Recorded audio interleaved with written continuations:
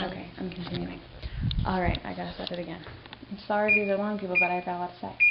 Okay. So then, this is how I'm feeling, and then on that day, Friday before our vacation, somebody calls and they need part-time care. And they can't pay me my full rate. And like an asshole, I agreed to the lesser rate, even though it's pissing me off. And the reason it pisses me off is the people who ask to pay less every time are people who can afford to pay more. The people who are paying me my full rate are people who can't afford it. I mean, it's like, so the people you'd want to help out are happy to pay you what you deserve. And I think it's because, I mean, they're in a harder situation and they value what I'm doing. Whereas these people who can actually pay me more keep trying to lowball me. And I just feel like I get to the point where I'm like, I do need the money, so I don't want to turn it down. And then I start to like my typical thing I do to myself, like, maybe it's not really worth that much money. It is, people. I mean, I'm really giving the best care you could possibly get, for sure. And they should be paying me at least my rate. Well, anyway, I agreed to do this, people. And it's been a whole nightmare because not only is she paying me less, but she tries to manipulate the situation and pay me only for the hours that she's at work, but not pay me for the time that I have to watch her kid before and after her work while she's driving to and from work, as if that part of my care is free. So I did stand up for myself and say that, no, like, you're already getting a reduced rate and you're paying me literally for all the time. But it was kind of one of those things where I'm like, oh, you're going to be a nightmare. You are going to be a nightmare, and I just kind of wish I'd never gotten into this. But whatever. She agreed to what I said. And she starts tomorrow. So it's another baby, 11 months old, 3 days a week. Then I've got the other baby, 7 months old, 3 days a week. Then I've got the 2-year-old, like, not often. He's random. And then on Friday, after all that, I got another call for another 2-year-old who also needs like 3 days a week. So I've suddenly got myself in a situation where, like, well, I'll actually be making some money, kind of. Not as much as you're making, I assure you. And especially because it's part-time and crazy. But I'll have days where, because I also have a 2-year-old, where I could have 3 2-year-olds and 2 babies, or I could have 1 baby and 1 2-year-old. I mean, like, every day is different, but every day we'll have at least 1 additional, usually 2 additional kids. And it's stressing me out, people. It is stressing me out. It's exhausting. It really is. I am literally exhausted. The good news is, because I don't sit down and I don't eat, I don't think maintaining my weight is going to be a problem over the holidays. And now it's Christmas, and I just want to, I guess a lot of it comes down to, this wasn't my choice, you know what I mean? And I know everyone's got to do what they have to do, and believe me, I do what I have to do, obviously. But if in September I knew that this is what was going to go down, I would have just gotten a part-time job, like I was saying, and put baby in part-time daycare, because the quality of care I'm giving my own kids now sucks. I'm not present for them. I have to meet all these babies' needs first. While on some level, baby kind of enjoys the company, she's 2. She doesn't love it, you know what I mean? She's not at the point where she loves sharing. And kid, I just feel like what was great about the vacation is we got to all be together and not have something else. And it's starting to feel like, it just sucks, you know what I mean? Like, it just is starting to suck for me. And it's too much work, and I have to think about it.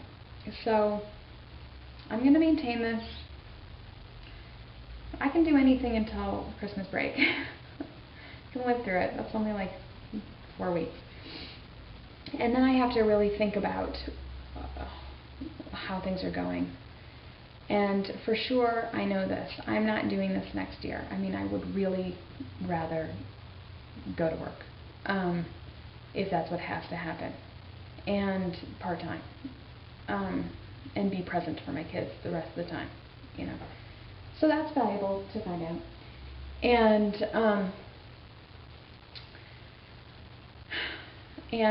having to keep the house at this level of cleanliness, like, people, it's not easy because we're home all day and there's like 4 little kids. You know what I mean? Like, the house is torn up all day, every day, and then I have to put it back together and do it all over again.